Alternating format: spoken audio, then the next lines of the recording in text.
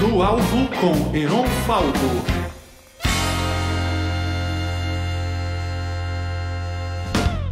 Alô, alô, pessoal, boa noite. Sejam bem-vindos à live com o Ricardo Stambovski. Para quem não conhece o querido Ricardo Stambovski, é um cerimonialista de grandes eventos.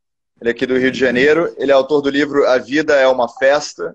A sua família descende da aristocracia imperial brasileira, onde seu tetravô, Visconde de Utinga, já organizava festas para o nosso imperador, Dom Pedro II. Que é uma coisa incrível você estar fazendo a mesma profissão que o seu tetravô. O Heron, é engraçado isso, sabe? Porque eu me formei em Direito. Depois eu fiz jornalismo e cheguei até um programa na televisão que chamava-se Rio que Te Quero Rio. Era um programa que, assim, no estilo do Amaury Júnior. Aliás, foi na mesma época que o Amaury Júnior também começou. E eu entrevistava, assim, nas festas, nos bares, nos restaurantes do Rio de Janeiro. E por isso eu fiz jornalismo, porque havia necessidade de eu estar, pelo menos, inscrito na faculdade de jornalismo. E eu terminei me formando em jornalismo também. Mas depois a vida me levou para a organização de festas, principalmente festas de casamento. E é uma coincidência, e realmente eu tenho um antepassado meu, um tetravô, que era o Visconde de Utinga, que quando Dom Pedro II, em 1859, visitou as províncias do norte e foi visitar Pernambuco, ele fez parte da comissão organizadora dos festejos e da estadia do casal imperial lá em Recife. E, inclusive, ele recebeu um título depois em agradecimento aos serviços que ele prestou ao casal imperial Dom Pedro II e Dona Teresa Cristina. É uma coincidência divertida, engraçada. E você descobriu isso depois de já ser cerimonialista ou como foi? Eu já sabia, eu sempre soube que ele tinha feito parte dessa comissão e teve assim uma atuação efetiva na organização dos eventos que marcaram a visita do Dom Pedro II a Recife em 1859. Mas a gente vamos falar agora sobre o presente, né, Heron? Que isso, vamos falar sobre o que você quiser. Esse espaço é seu, é para a gente te conhecer, para a gente poder entrar dentro da sua experiência e tirar uma inspiração para as nossas vidas. Dá para ver que você tem umas coisas na parede aí. Eu imagino que sua parede já está lotada de tanta coisa comprada em leilão. Eu gosto muito, eu frequento muito essas feirinhas de antiguidade. Fora isso, eu herdei muitas coisas dos meus pais, de tios, como todo mundo na família sabe que eu gosto de coisa antiga. Então, eu fico sendo o herdeiro dessas coisas, porque os meus irmãos e meus primos não gostam muito desse tipo de coisa. Então, eu tenho muitas assim, coisas da família e que eu vou comprando nas feirinhas. Leilão não é nem muito a minha área, não. Eu gosto muito de feirinha, gosto de ver. Eu vou te dizer... E discutir preço, acho muito gostoso. Eu estou nessa mesma sintonia sua de família, né? Minha família adora coisa minimalista, moderna e tudo mais, e eu sou o cara das antiguidades. Mas eu tô numa febre de leilão. Acabei de me mudar para um apartamento novo, que é 3 vezes maior do que o apartamento antigo que eu tinha, então tem muito espaço para ocupar. Aí se eu tivesse que ir na Tok Stock comprar, ou tivesse que ir em antiquário, ver tudo, ainda mais durante a pandemia, aí eu descobri leilão online. Estou comprando tudo para mobiliar minha casa e fiquei viciado. Até meu amigo... Os leilões estão muito bons, né? Os leilões estão muito bons, tem tido muito leilão e eu sei que tem vendido bem. Eu tenho amigos que têm comprado muito em leilão e tenho amigos que têm vendido muito em leilão. E todos dois estão muito satisfeitos. Aproveitando, tintim, assim, tomando um vinhozinho tinto e brindando aqui a nossa saúde e desejando que o ano de 2021 seja um ano bem mais feliz do que foi 2020, não é? Um brinde, amém. Esse ano não foi um ano muito gostoso, não. Eu aproveitei para, como eu brincando com você antes, eu aproveitei para fazer um ano assim de estudo, de pesquisa, de descansar, né? Porque os eventos desse ano, quase todos foram transferidos para o ano que vem. Quem Nós trabalha em estamos com muito poucos eventos esse ano. Músicos, né, artistas de performance sofreram mais do que todo mundo, né, nesse ano, em termos profissionais, né? Claro que tem, sem considerar a Esse saúde. setor de festa, eu trabalho muito com festa de casamento. Então, o setor de festas ficou realmente parado, porque é impossível você fazer um casamento nos tempos atuais, com máscara, com distanciamento, tudo isso. Então, todos os casamentos que tinham marcados para esse ano foram jogados para o ano que vem. Eles, no início, Heron, foram jogados assim para março, abril. Agora o pessoal já está protelando para junho, julho, com medo de abril, está muito cedo, né? Porque não se sabe ainda efetivamente quando é que nós vamos poder ter a vacina disponível, né? Então, a gente está aqui no compasso de espera. E me diz uma coisa, Ricardo, você é conhecido, né? A gente tem alguns amigos em comum e você acha que conhecia algumas pessoas da minha família também. Muita gente já me falou de você, que você é conhecido por ser um gentleman, né? Um cavalheiro, uma pessoa de muito bom comportamento, de pessoa que se importa com outras pessoas. É um grande prazer estar conversando com você. Eu me interesso muito, porque eu gosto muito dessa coisa de família, genealogia também. Por que você gosta disso? Qual que é o seu interesse nisso? Por que te fez despertar esse interesse? Heron, é engraçado. Você sabe que na minha família, meus pais não têm esse interesse por família, não. Isso foi uma coisa minha. Desde pequeno eu gostava de saber, eu perguntava à minha avó, aos meus avós, sobre histórias da família. A família de minha mãe é de Pernambuco, de senhores de engenho. Então eu gostava de saber das histórias do engenho, como que era, como não era.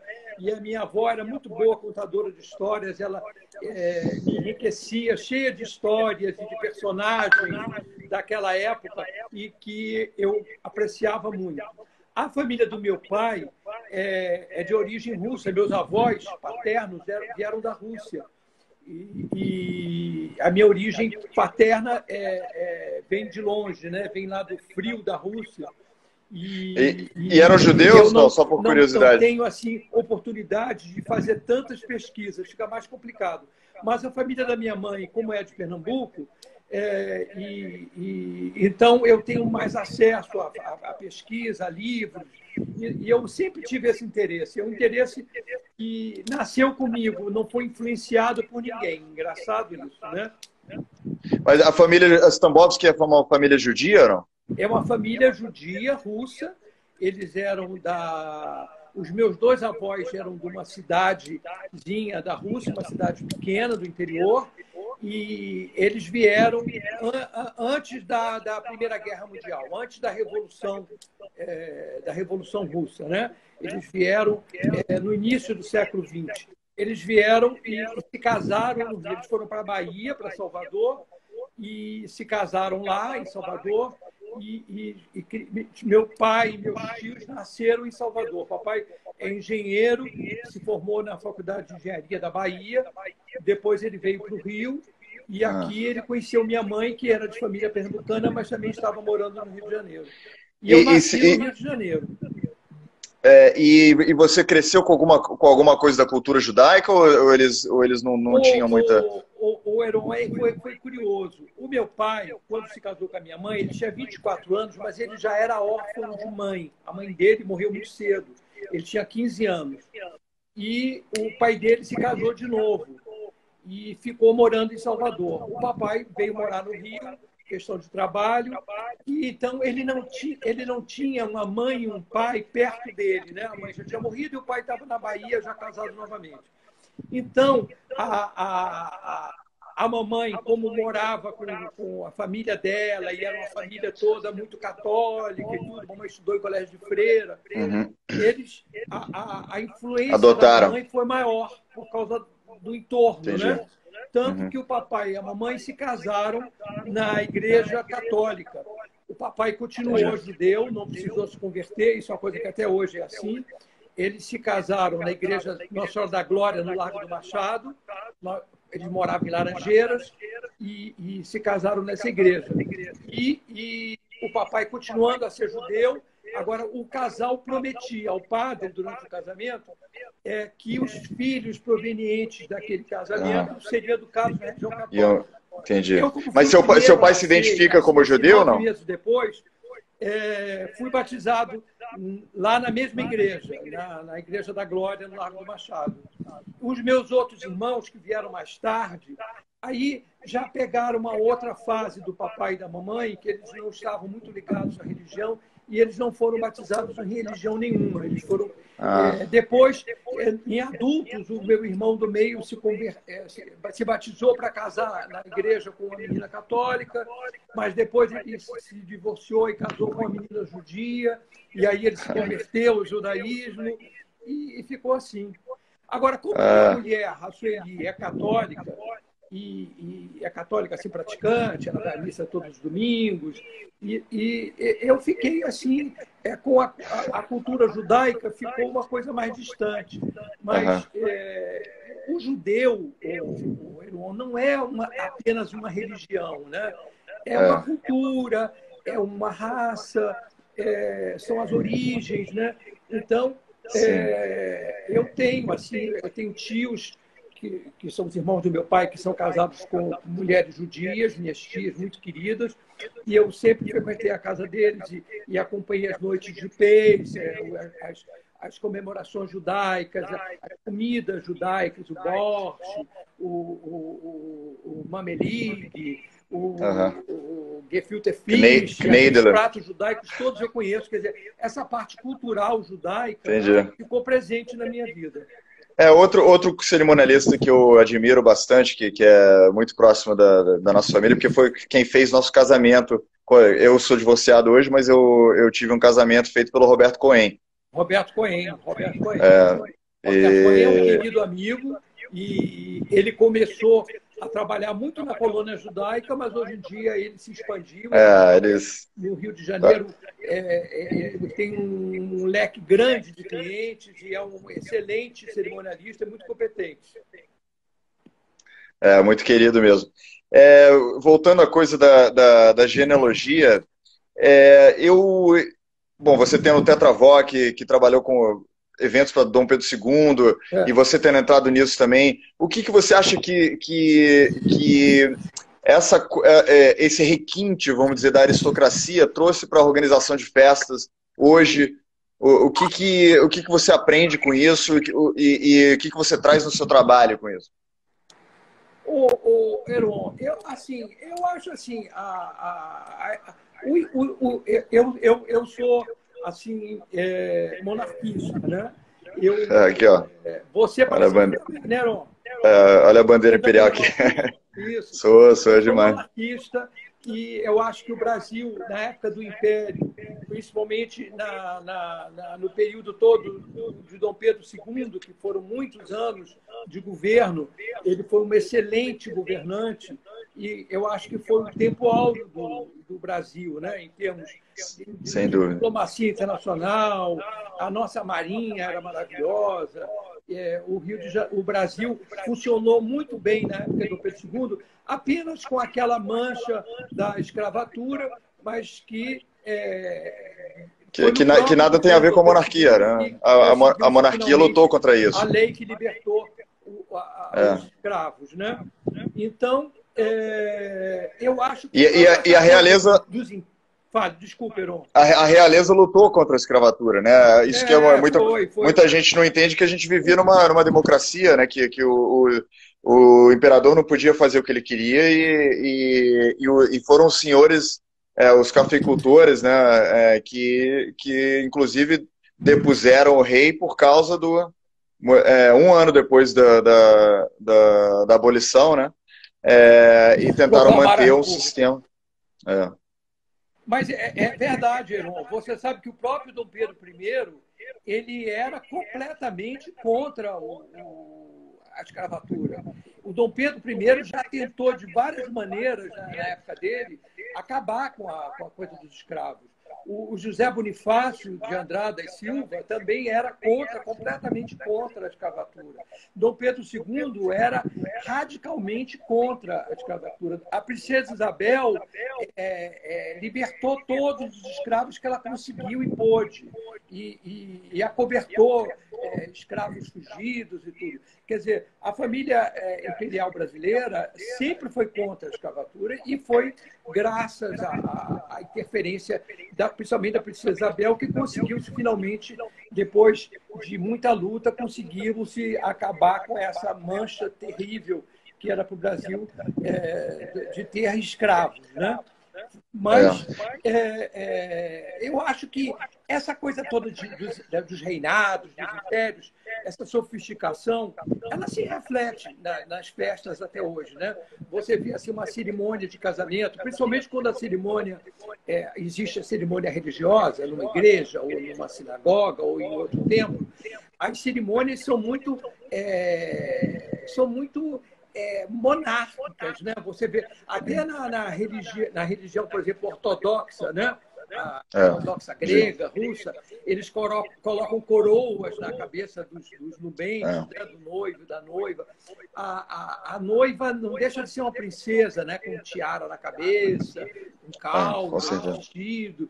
Quer dizer, a cerimônia de casamento, ela, embora hoje tenha se modernizado tudo, né? Você vê as noivas todas tatuadas e modernas, cabelos coloridos, mas a essência ainda é a essência da grinalda, do véu, do bolo da noiva, do buquê. É engraçado, quer dizer, o que eu percebia... No casamento se faz muito presente. O que eu percebi é que, ainda eu mesmo casando, pra você ter ideia, o meu próprio casamento foi o primeiro casamento que eu fui na minha vida. Eu nunca tinha ido antes num casamento. Quando eu casei, foi a primeira festa de casamento que eu fui. Então eu não tinha muito... muito garoto, né, Heron? Eu casei com 29 anos, acho, ou 30, alguma coisa assim, mas não foi tão garoto assim, né? Nem é tão garoto assim. Eu casei com 24. Porque eu me mudei, vivi em muitos lugares do mundo, então quando meus amigos estavam casando, ou tinha parentes casando, eu não estava morando no mesmo país, entendeu?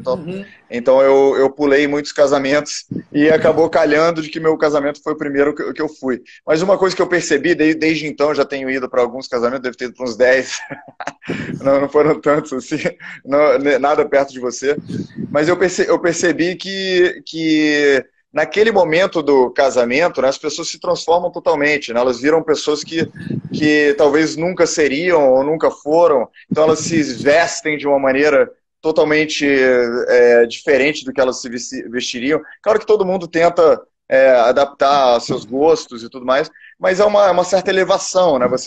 Naquela festa de casamento, você se eleva, você se coloca ali numa posição de ritual, né? De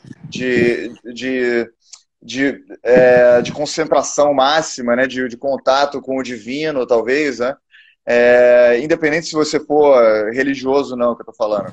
E na aristocracia, isso é uma coisa que é feita meio que diariamente, né? Você tem roupas para cada ocasião, você tem... E cada ocasião tem uma cerimônia, né? Um ritual, um arquétipo, né? Que você está preenchendo e participando.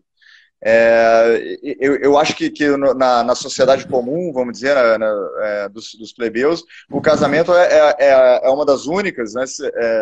Se não a única oportunidade de entrar nesse cíclico arquetípico. Nesse mundo de brincar de príncipe e princesa, né? É o que eu estava te falando, Heron. Toda noiva é uma princesa, né? Ela tem o dia da noiva, que é um dia de princesa, para ela se cuidar, para ela se vestir. Você vê que na cerimônia do casamento, a dança dos noivos, eles dançam, às vezes até uma valsa, né? Que não pode ser uma música, uma melodia mais imperial, né? Do que dançar uma valsa. O casamento remonta a essas tradições antigas, realmente. É interessante que você vê casamentos modernos, em que toca funk, que a noiva está toda tatuada, o noivo também, os convidados com cabelos coloridos e tudo, mas com essas tradições presentes, né? Da valsa dos noivos, do corte do bolo, da cerimônia do casamento, né? Da bênção. É realmente muito interessante. Tem alguém aqui falando, a Luciana Melquiadeza, tá dizendo o microfone do Ricardo tá dando retorno. Bom, se você tiver fácil aí um fone de ouvido, dá para você colocar aqui que melhora, mas eu tô te ouvindo normal, então talvez... Ô, Luciana, eu aconselho você colocar fone de ouvido, que eu acho que talvez não dê retorno. Mas alguém mais está ouvindo com retorno, só para entender aí? Depois falem aí, por favor. Então, essa coisa me interessa muito, a coisa de ritos de passagem durante a vida, né? Porque hoje em dia, no mundo que a gente vive, praticamente só sobrou o casamento, né? No mundo ocidental comum, só sobrou o casamento, mas antigamente tinha vários, né? Quando você tinha, dentro do cristianismo, tinha uma série de eventos que marcavam, né? Mas continua tendo, Heron. Você vê, no cristianismo, você tem o batizado, que não deixa de ser evento. Você tem os aniversários, de casamento, as bodas, de bodas de prata, de 25 anos, bodas de rubi, de 40 anos. Você tem todos os aniversários. Na religião judaica, você tem o bar mitzvah, que é a maioridade do garoto, né, aos 13 anos. Tem também o brit milá da circuncisão. A circuncisão, tem o bar mitzvah da menina. Tem várias cerimônias. E eu acho... Quer dizer, sem puxar para a minha sardinha, que sou organizador de festas, eu acho que a vida, ela tem que ser, essas datas têm que ser comemoradas, porque é a história da vida da gente, né? Então, é muito gostoso você lembrar do dia do seu casamento, lembrar do dia do seu aniversário, quando você fez 20 anos ou quando você fez 30 anos. São datas que devem ser comemoradas, cada um dentro das suas possibilidades, né? O que eu quis dizer com isso é que casamento é uma coisa que você faz para o público, né? Assim, festas religiosas e tudo mais, a gente acaba fazendo dentro de uma coisa mais fechada, família ou nossa própria religião. E antigamente era uma coisa da comunidade que a gente vivia, em todas esses ritos de passagem era da comunidade que a gente vivia. Eu sei que ainda existe. Eu só estou dizendo que a importância disso não está tão presente mais, e eu acho que o casamento ainda é a coisa mais poderosa, né, que a gente, pelo menos assim, do que eu vi, né, quando eu vou para casamento eu sempre me emociono muito, é uma coisa muito, muito forte. O Heron, você veja, quer ver uma coisa que ainda existe, que é incrível? Festa de 15 anos, de menina, né? As festas de 15 anos, as meninas super modernas, né? Super avançadas, super atuais, mas elas dançam com o pai, dançam com o avô, dançam com o padrinho. Tem os rituais. E fazem aquela festa grande, bonita. Tem muitas mães que às vezes me falam: Ricardo, eu vou caprichar na festa de 15 anos, porque eu não sei se ela vai casar, não sei com quem vai casar. E aí, quando casar, já tem a outra família também a palpitar. Então, eu vou caprichar nos 15 anos, que é uma festa que é toda nossa. Então, continua tendo muita festa de 15 anos. É uma coisa interessante, essas tradições, né? Esse ponto de vista de querer controlar a festa é uma coisa que você deve ter. Uma filhinha, né, Heron, de pequenininha, não é? Eu tenho uma filhinha de quase 2 anos. Então ainda vai faltar os 15 anos dela. Eu possivelmente não vou poder estar mais fazendo festa. Mas que isso. Vai ter uma festa de 15 anos, que essas coisas não acabam nunca. São eternas. Vão ser sempre assim. E você também tem filhos, Ricardo? Não, eu não tenho filhos. Eu estou casado há 47 anos com a mesma mulher, com a Sueli, com quem eu me casei, em 73. E eu ouvi dizer muitas coisas boas dela também. Filhos. Eu tenho uma cachorrinha, a Charlotte Elizabeth. Eu tenho uma cachorrinha que é como se fosse a nossa filhinha. Uma filhinha que dá menos trabalho que filho, dá menos despesa que filho, mas é muito querida. Sua câmera está balançando um pouco, não sei se talvez alguma coisa... É aqui o vento, mas já melhorou. Tá bom. E você tem assistido aquele seriado The Crown? Não? Acho que é sua cara. Assisti o The Crown, adorei. Agora estou vendo essa nova temporada, não estou gostando tanto. Não sei porquê, eu não tô assim amando. A Não está primeira eu gostei engajado. muito, mas essa nova temporada eu estou achando mais fraca. Mas estou assistindo.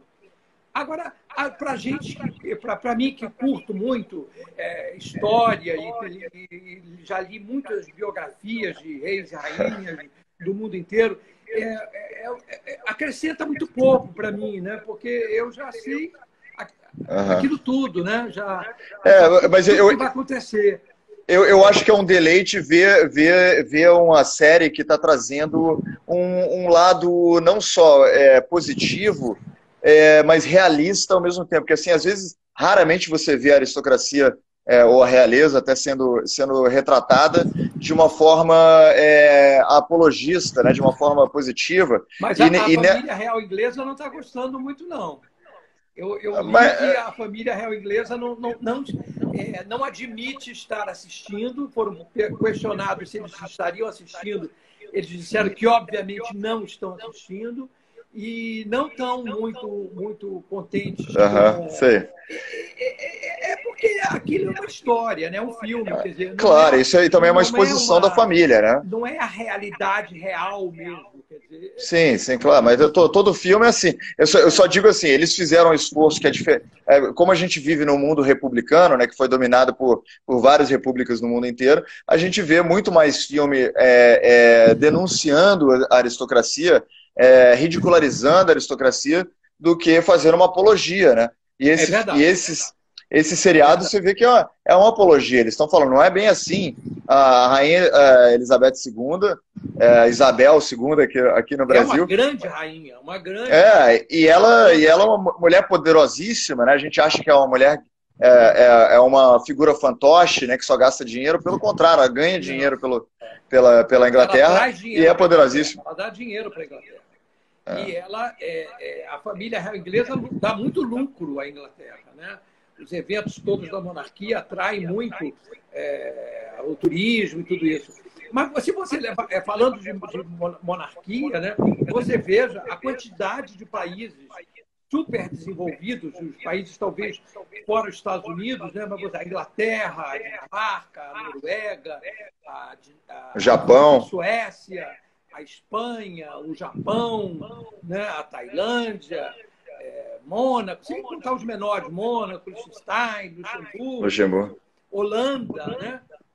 Tudo são monarquias que funcionam muito, Bélgica também, monarquias que funcionam muito bem e que os povos têm muito orgulho de seus monarcas, né? Aí muita gente costuma dizer, mas o Brasil é muito grande. Aí tem o Canadá, tem a Austrália, que também funcionam em regimes monárquicos. Não, e o Brasil funcionou muito bem Exatamente, o próprio Brasil funciona graças muito bem. graças a Dom Pedro I e a Dom Pedro II, o Brasil tem esse tamanho que tem hoje, né? Porque você veja que a América Espanhola, que aderiu logo de início ao modo republicano, se dividiu em vários pequenos países, né? E o Brasil, que ficou monárquico, conseguiu manter esse território gigantesco que nós temos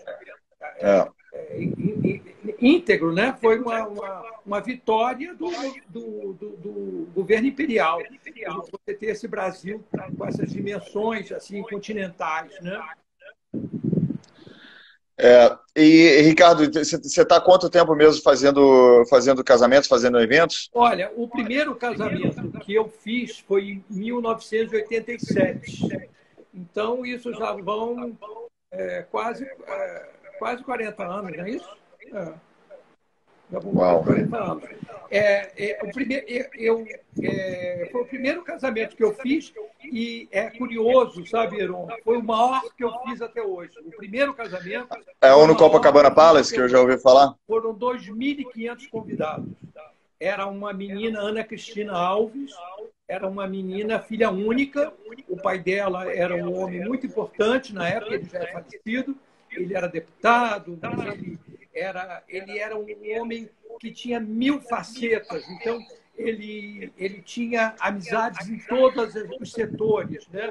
A alta sociedade carioca prestigiava muito ele. O mundo do samba, as escolas de samba todas prestigiavam muito ele. Ele apadrinhou várias escolas de samba. E, fora isso, ele era político, ele era deputado. Então, era um homem com muito poder. E ele queria fazer um casamento importante para a filha única dele. E nessa época não havia muitos cerimonialistas. Havia a Helena Brito Cunha, que foi a pioneira aqui no Rio, que já fazia casamento, mas através de um amigo em comum me apresentaram ao pai dessa noiva, o Ademar Alves, e ele conversou comigo e ele falou: Ricardo, você vive nesse mundo de festas, você é um rapaz bem relacionado, que recebe, que frequenta, você vai poder me ajudar a fazer um casamento bonito para minha filha. E eu me esmerei, me cerquei dos melhores profissionais que tinham na época, em termos de decorador, de florista e tudo mais, e fizemos um casamento para 2.500 pessoas. Assim, uau! O seu primeiro? Fantástica. O Ibrahim Suede, que era o rei dos colunistas sociais na época, foi padrinho do casamento. O filhinho do Jorginho Guine, que era criança, foi pajem. Foi o governador, na época, era o Moreira Franco, compareceu ao casamento, a autoridade. Foi um casamento imperial, de proporções imperiais. Muito importante. Então, eu comecei pelo mais difícil. Os outros todos foram muito mais fáceis depois. E como foi isso? Foram muitos casamentos. E como ele confiou em você para fazer o seu primeiro evento? Você já tinha feito outro tipo de coisa? Ele acreditou em mim. Mas você já tinha feito outro tipo de coisa similar, não? Eu tinha. Bem, o que acontece é o seguinte, Heron. A minha família, minha mãe e meu pai recebiam muito. Eles moravam numa casa muito grande no Cosme Velho, bairro do Cosme Velho, aqui no Rio de Janeiro, e eles faziam muitas festas, recebiam muito. Então, eu fui acostumado sempre com casa cheia, com meus pais recebendo. E depois me casei com a Sueli, que também é filha do Alberto Pitigliani, que é uma pessoa casado com a Terezinha, que foi Miss Brasil, Miss Terezinha Morango, e que era um casal também que recebia muito. O seu Alberto também era um grande anfitrião, um grande gourmet. E eu e a Sueli, casados, recebíamos sem parar, dávamos muita festa. Era uma época muito alegre do Rio de Janeiro. Os anos 80, final dos 70 e os anos 80, era uma época de muita alegria, de muita festa, muita comemoração. Então, eu tinha muita experiência disso. E depois, em 84, eu fiz junto com um amigo meu, Luiz Celso Andrade, em Minas, na cidade de Juiz de Fora, nós fizemos uma danceteria. Esse meu amigo tinha uma fábrica em Juiz de Fora, uma fábrica de tecidos, que estava fechada, mas ela era num prédio lindo, num estilo inglês, assim, no centro da cidade, uma construção de 1910, muito bonita, e estava fechada. E eu e o Luiz Celso montamos uma danceteria dentro da fábrica, que passou a se chamar Factory. Já ouvi falar. Em 84, com o show do Lulu Santos, que era o máximo na época. E fizemos shows lá com todo mundo, que é Marina, Lobão, Kid Abelha. Todo mundo se apresentou naquela danceteria, todo mundo que fazia sucesso na época, Titãs. E fazíamos muitas festas. Fazíamos festas de Halloween, festas de São João, festas de Réveillon, bailes de carnaval. Fizemos o baile oficial da cidade de Fora, com a presença do Rei Momo, do prefeito, tudo isso. Então, eu tive também essa experiência durante 2 anos das festas da Factory. Isso tudo vai dando bagagem a gente, né? A história da minha vida é uma história de festa, muita festa. Eu aprendi muito. Fala um pouco do seu livro. Eu não tive a oportunidade, infelizmente, de ler seu livro. O meu livro, Heron, infelizmente, eu até adoraria te dar um exemplar do livro, mas o livro está esgotado, ele acabou-se. Eu escrevi esse livro em 2010, então lá se vão 10 anos. Né? Foi escrito quem teve a ideia de eu fazer o livro foi o Fabiano Niederauer. Ele é o dono dessa revista Inesquecível Casamento, e ele tem uma editora, 3R Studios. Ele teve a ideia, me incentivou, e nós fizemos o livro, eu contando a minha experiência. A vida é uma festa, né? E contando... Até é engraçado que depois disso, mais recentemente, o Amaury Júnior escreveu um livro também com o mesmo título, A Vida é uma Festa, mas eu escrevi primeiro. E então, nesse livro eu conto as festas que eu fiz, as minhas experiências, conto a história um pouco da minha carreira como cerimonialista. Foi muito gratificante fazer o livro, muito legal eu me recordar tudo. Mas já estaria na época de fazer outro livro, porque nesses últimos 10 anos muita coisa aconteceu. Mas eu acho que isso não vai acontecer, não. Dá muito trabalho, e você tem que se dedicar mesmo. Não está nos meus planos agora fazer um outro livro, não. E qual para você é a trajetória de um cerimonialista? Assim? Porque eu vejo que você começou com uma festa maior que você já fez, mas durante os anos, o que você vê como, assim, se alguém quisesse ser cerimonialista, o que você diria para alguém que está começando em termos de o que você aprendeu e os passos, as diferentes fases e o que buscar? O Heron, hoje em dia as coisas mudaram. Hoje em dia existem muitos cursos para cerimonialista, né? O próprio Roberto Cohen dá vários cursos para cerimonialista. Eu, durante mais de 10 anos, fui professor na cadeira de eventos na Estácio de Sá, na Faculdade de Estácio de Sá, um curso de design de interiores, mas que tinha uma cadeira que era eventos, e eu ministrava. Eu tive muitos alunos que hoje em dia são decoradores de festa, que são cerimonialistas, que foram meus alunos na Estácio de Sá. Hoje em dia existem muitos cursos, inclusive online. Agora, então, com essa coisa da internet, né? Você tem muitos cursos para o pessoal aprender. Hoje em dia é muito mais fácil. Naquela época não havia muito pouca coisa, muito pouca publicação sobre o assunto, muito pouco. Existem muitos cursos, mas você está sendo modesto. Eu quero dizer assim, tem certamente coisas aí que não estão nos cursos ou estão de outras formas no curso, mas o que eu acho mais interessante que além da técnica, né, algumas nuances que a gente talvez perceba que a gente acha ou percebe que ninguém deve ter percebido também. Então a gente fala, pô, eu percebi tal coisa e isso me fez um melhor cerimonialista. Tem alguma coisa que te vem à sua mente que você percebeu que é essencial para uma festa boa? O Heron, eu acho assim, a gente só é bom se a gente trabalhar e fizer o que a gente gosta. A gente, trabalhando com o que a gente gosta, o trabalho deixa de ser trabalho, né? Então, passa a ser uma coisa prazerosa. Então, primeiro que tudo, a pessoa tem que gostar, né? Tem que gostar do movimento dos eventos, da organização de eventos, tem que ser uma coisa que a pessoa curta, tem que curtir muito. E tem que ter paixão, né? Você tem que... Cada festa que eu organizo, cada cliente geralmente ficam meus amigos, porque eu embarco de corpo e alma naquele evento, e são muitas reuniões, a gente conversa muito, troca ideias e discute todos os ângulos, o ângulo dos custos, que é muito importante, os sonhos que a pessoa tem, né? Tentar realizar os sonhos que o anfitrião tem para aquela festa. É muito importante você fazer com prazer e com total dedicação.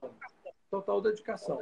E por que a festa é feita eu trabalho para o cliente, mas o cliente tem em mente que ele vai receber os amigos dele, né?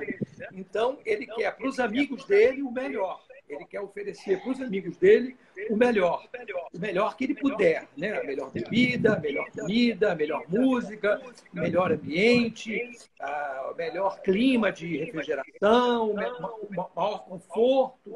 Quer dizer, é importante você estar atendendo o cliente e os convidados do cliente.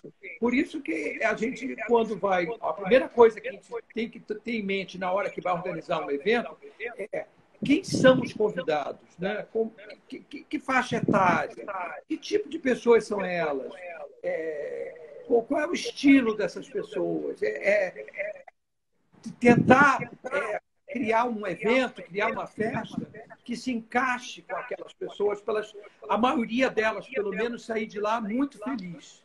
Evidentemente que numa festa assim, de casamento, você tem uma variedade muito grande de convidados. Você tem pessoas de 80 anos, 90 anos e tem a criança, né? Você tem de todas as idades, você tem pessoas de todos os níveis financeiros, né? Tem desde a pessoa mais rica até o patrão, às vezes, do noivo, o patrão da noiva. E tem também os funcionários, tem pessoas humildes. Então, você tem que tentar fazer um evento para que todos saiam felizes, né? Essa é uma arte difícil, mas que é possível você ter tudo. Tanto que, assim, um exemplo que eu digo, assim, por exemplo, um exemplozinho para você ver. Assim, por exemplo, uma coisa que é um momento muito prazeroso, por exemplo, de uma festa, é o momento que a gente vai provar os docinhos que a gente vai escolher para fazer a famosa mesa de doces, né? Então, muitas vezes a noiva diz assim: Ricardo, eu não gosto de doce de ovos. Eu não gosto de doce de ovos. Ou então ela diz: eu não gosto de doces que levem amêndoas, eu não vou amêndoas. E eu alerto elas: olha, você possivelmente vai ser quem menos vai comer docinho na sua festa. Porque você vai estar ocupada e lendo, e dançando, e fotografando. Você pense nos seus convidados. Haverá de ter esses convidados, muitos convidados que gostam de doces de ovos, outros que gostam de doces que levam amêndoa, e outros que gostam de doces que levam chocolate. Então, vamos procurar fazer uma mesa variada para que todos os convidados encontrem nela um doce que ele goste.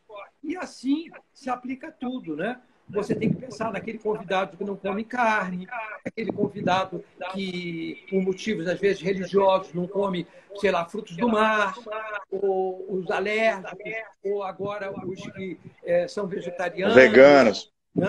Os veganos.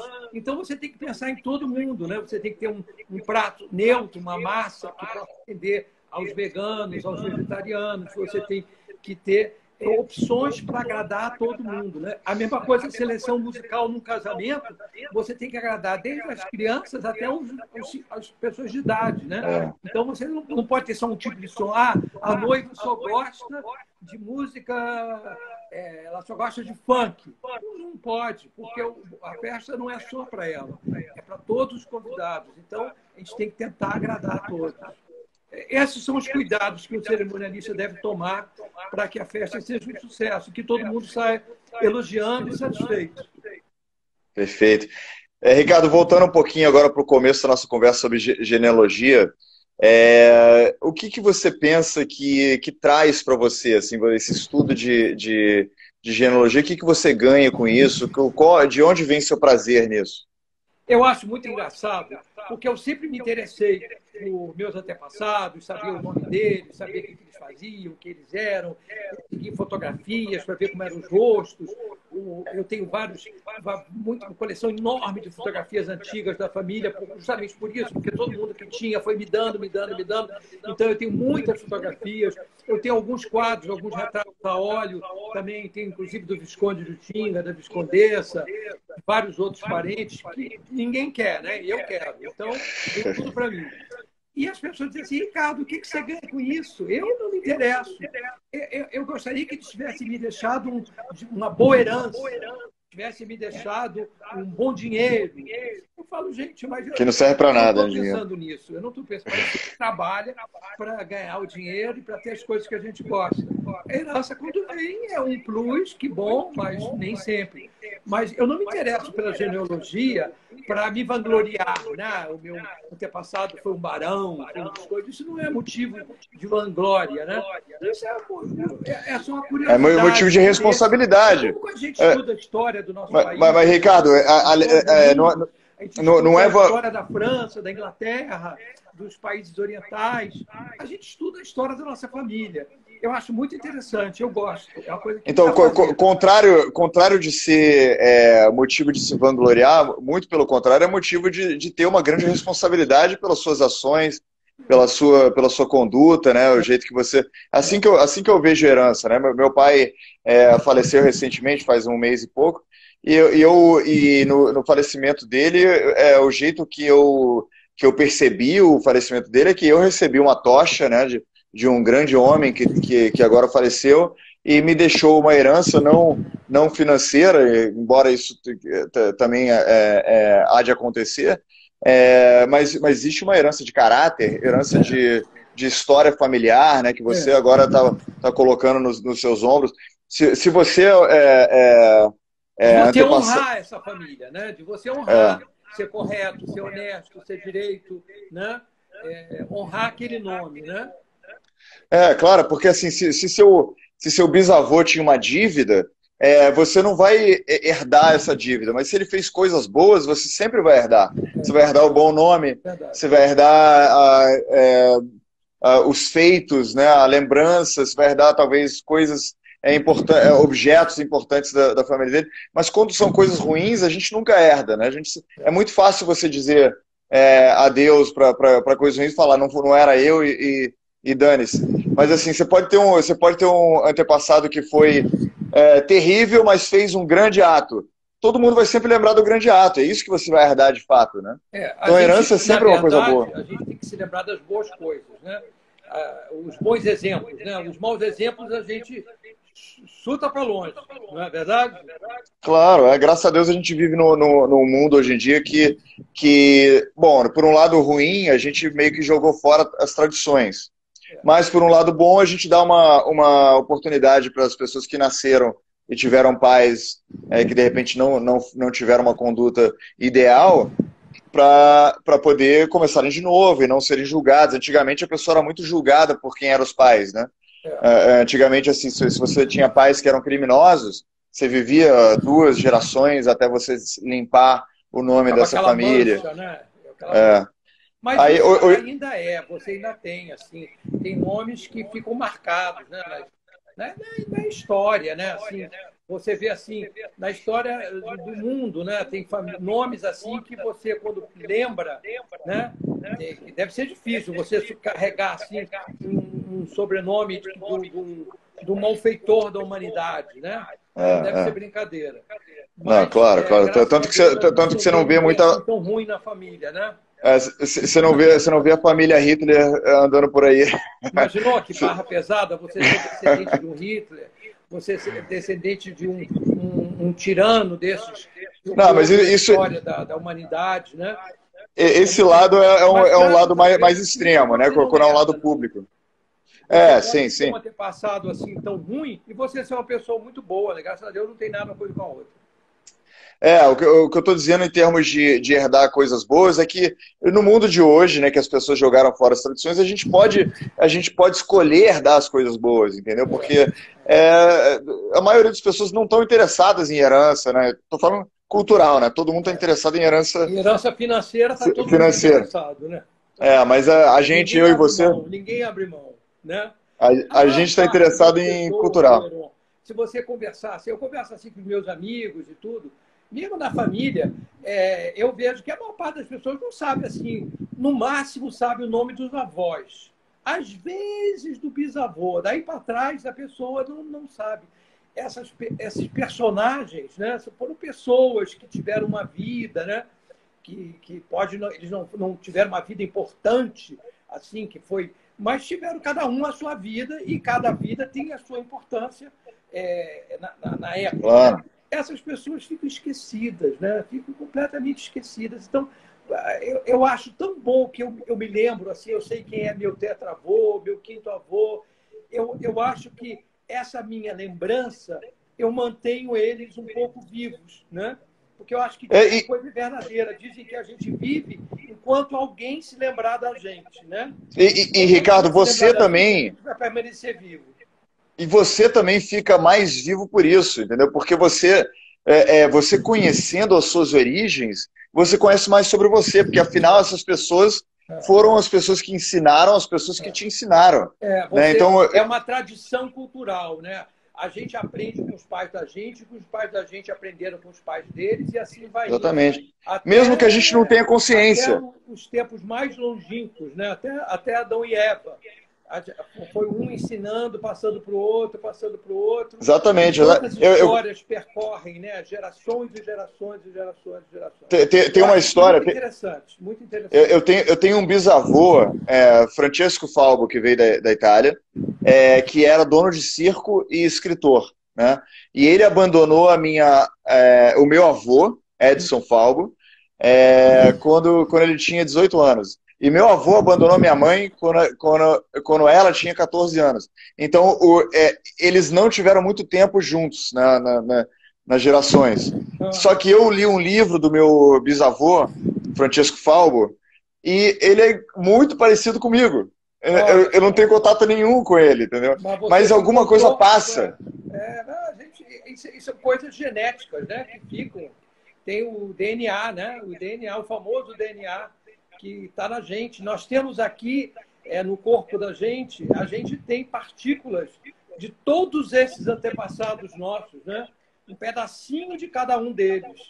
E isso eu acho muito curioso, muito interessante e gosto. É uma diversão que eu tenho. Assim, é um hobby, como eu falei para você no início. É um hobby que eu tenho que me dá muito prazer. Eu curto muito. E a gente termina se aproximando de outras pessoas que também têm o mesmo gosto e aí a gente troca ideias e é muito interessante. Vez por outra me ligam assim, genealogistas que estão escrevendo livro, me pedindo informações. Eu me sinto muito honrado de dar algumas informações. E é muito legal, muito interessante. Porque você estudou bastante, as pessoas sabem disso, né? Que você retém a informação da sua família. E você então é o sucessor, o carregador da tocha da sua família, porque ninguém mais quis. Né? Eu sou o neto mais velho por parte de mãe e por parte de pai. Ah, que legal. Eu sou o neto mais velho. Então, é mais responsabilidade ainda, né? Mas a família por parte de mãe, minha mãe só tinha uma irmã que morreu mocinha e não chegou a se casar. Mas por parte de pai eu tenho muitos primos. A família, hoje em dia é uma pena que você não tem muito contato. Aliás, agora com a internet, eu tenho mantido contato com muitos primos que moram em outros estados, a família em Pernambuco que me procura e que a gente bate papo pelo WhatsApp, pela internet. Isso está muito interessante, porque para você se reunir fisicamente hoje em dia está muito complicado. Eu não estou falando hoje em dia por causa da pandemia, não. Hoje em dia, com a vida moderna, né? Que você não tem tempo muito para fazer reuniões de família e se ver. Mas a internet está aproximando muito, né? Está aproximando muito as pessoas. Eu estou com contato com vários primos que eu tinha perdido contato através da internet. Muito interessante. Estou gostando muito. E você também gosta de descobrir primos, tipo, entrar em contato, procurar no Facebook, esse tipo de coisa? Eu faço parte de vários grupos que estudam genealogia, sobre história, sobre prédios históricos, fazendas antigas, engenhos de Pernambuco, vários museus. Eu também faço tudo isso. O mundo da internet é fascinante, né? Muito. A gente tem que trocar figurinha, Ricardo. Eu quero te convidar para vir jantar aqui em casa. Depois da live, olha aí, vamos ficar amigos, né, Heron? Vamos. Amigos próximos. Vamos. Eu quero que você me ensine. Quero que você me ensine todas as manhas que você aprendeu aí para estudar genealogia. Eu quero ter maior proximidade com você com o maior prazer. Você já fez aquele teste de DNA e procurou as origens através de... Não, eu não fiz, não. Você fez? Eu fiz, é muito legal. Legal. Deu muita coisa interessante? Tipo assim, eu sou 14% irlandês e ninguém na família sabe que 14% é bastante coisa. Andou aí pela sua família, hein? Algum irlandês bem forte, porque 14% é muita coisa, né? Eu sei que deve ter uma mistura enorme, porque meus avós são russos. São de polos diferentes, né? A maioria veio de Portugal, mas tem também tem gente que veio da Itália. Eu tenho antepassados indígenas. Eu tenho Você é igual a Dom Pedro I. Uma índia, né? Uma índia que era Tabajara, Muirubi, que ela é uma história conhecida na genealogia pernambucana. A Muirubi era o pai dela salvou um português e ela se apaixonou, aquela velha história, né? Se apaixonou por ele, ela pediu pelo português, para o pai tirou ele do caldeirão e eles se casaram e tiveram muitos filhos. Quer dizer, a mistura de raças aqui é uma característica do Brasil, né? Não existe família que não tenha sangue negro, sangue índio, sangue branco, sangue judeu, sangue... E é uma coisa que a gente deve se orgulhar. Mesmo, que é uma família católica de Portugal, a maioria, tem muitos cristãos novos, né, que eram judeus convertidos. Com certeza. Converteram na época da Inquisição e que vinham para o Brasil por isso. Então é uma misturada muito grande e é isso que faz a nossa nacionalidade, né? Essa multiplicidade de origens. Nós temos origens italiana, francesa, japonesa, tem tudo aqui no Brasil, né? Isso é uma coisa para mim que é uma coisa que a gente deve se orgulhar, dessa nossa herança que veio também do Império, de miscigenação, né? Que era uma agenda, era um programa da realeza brasileira, né? Fazia essa... Dom João VI já queria fazer uma raça superior de índios brancos e africanos, né? Ele já tinha essa... O Pedro II falava tupi correntemente, ele conhecia a língua tupi correntemente.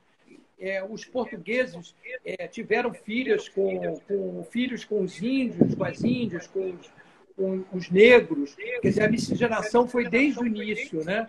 O povo brasileiro é miscigenado de todas essas raças que contribuíram para formar o brasileiro, né? Então, o Brasil é um país muito especial nesse sentido, né? Com certeza. E é muito avant-garde, né? É muito progressista nesse sentido, né? Porque como que você tem no final do século XVIII uma família real, que é o Dom João VI, já pensando em miscigenação de raças, né? Enquanto todo mundo estava tentando criar separações que demoraria 200 anos. Heron, a gente estava falando do Império Brasileiro, dos nobres brasileiros, né, dos titulares brasileiros. Você veja que a maior parte dos títulos nobiliárquicos brasileiros são de nomes indígenas, né? O meu próprio antepassado, o Visconde de Utinga. Utinga é uma palavra indígena. E Barão de Pirangi, Barão de Caiará. Exatamente. E não foi os direitos humanos que fez isso, né? Não foi o pessoal de hoje em dia que está pedindo direitos iguais que fez isso. Foi o Dom Pedro I, Dom Pedro II. Deu muitos... A maior parte dos títulos eram com nomes indígenas. Se você olhar... Que é uma coisa muito bonita, né? Tá honrando o povo nativo que estava nessa terra. Ricardo, a gente tem mais 5 minutos aqui. Eu queria te fazer uma última pergunta sobre a arte de ser anfitrião, de ser a pessoa responsável por prover o prazer, né? Prover o bem-estar das pessoas. Como é que... Me fala um pouquinho sobre essa responsabilidade. E lembra que a gente falou de você ser um descendente de um visconde e como isso traz uma responsabilidade. Como é que é isso para você, estar nessa posição de prover e qual é essa responsabilidade? Olha, quando eu faço uma festa, é uma responsabilidade muito grande.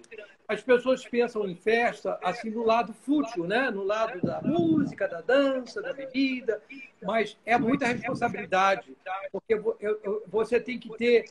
tem pessoas que podem passar mal na festa, podem ter problemas de saúde, né?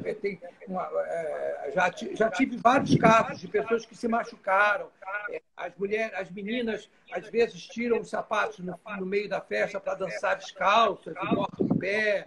Já tive gente tendo problema de coração.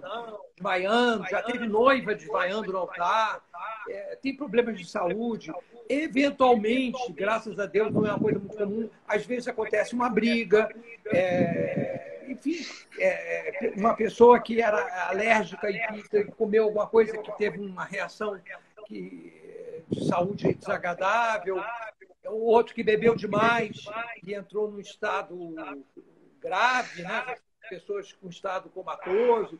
Então, é muita responsabilidade. Você está na festa, mas você é o organizador ali, tem que estar atento a tudo, né? Para estar preparado para qualquer eventualidade. E são coisas que têm que ser resolvidas naquela exata hora.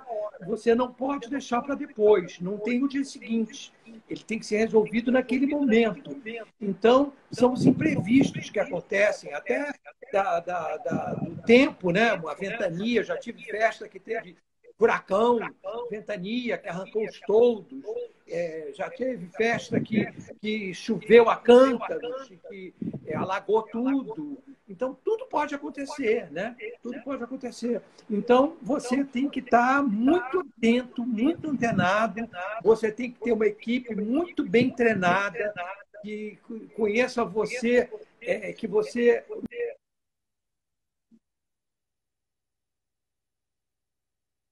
E cortou seu som, Ricardo. Eu não tô conseguindo te ouvir mais.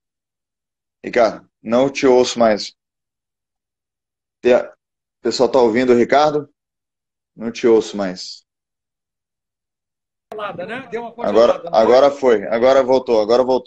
Voltou. É Desculpa. importante que você esteja muito atento, porque os imprevistos acontecem e você tem obrigação de resolvê-los. E isso para a vida, então, a gente leva que uma pessoa, vamos dizer, que tem responsabilidade sobre o bem-estar de outras pessoas, ela se coloca nessa posição, né, de estar atento. Isso não é para qualquer um. Eu imagino que esse trabalho de cerimonialista é um trabalho de altíssimo estresse, e você tem que ter essa disposição de estar servindo, de estar agradando, de estar preocupado com outras pessoas.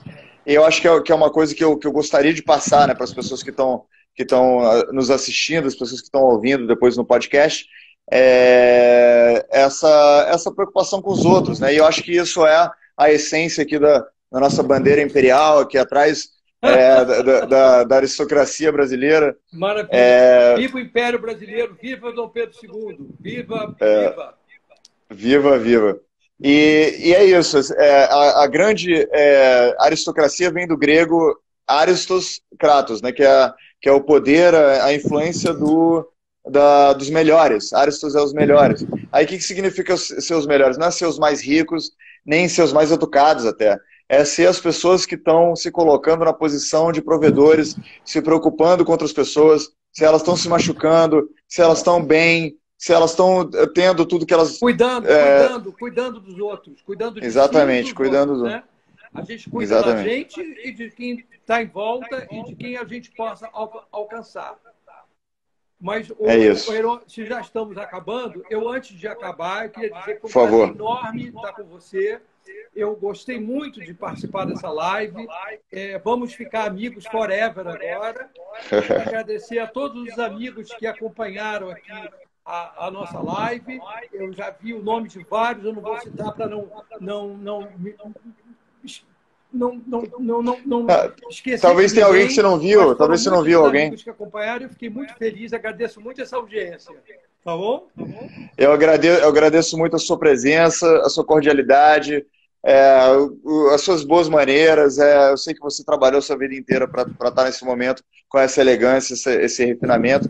Então, eu agradeço cada momento aí que você se dedicou e se tornou esse cavalheiro que você é. Muito obrigado por tudo, obrigado a todos pela presença, e depois ouçam ali no podcast, procuram Ricardo Stambovski no Instagram, e para fazer sua festa, qualquer tipo de festa, ele tem experiência maior do que a grande maioria, e está com essa boa vontade para tornar você um bom anfitrião. Muito obrigado, um abração para você. Um abração, boa noite, tudo de bom.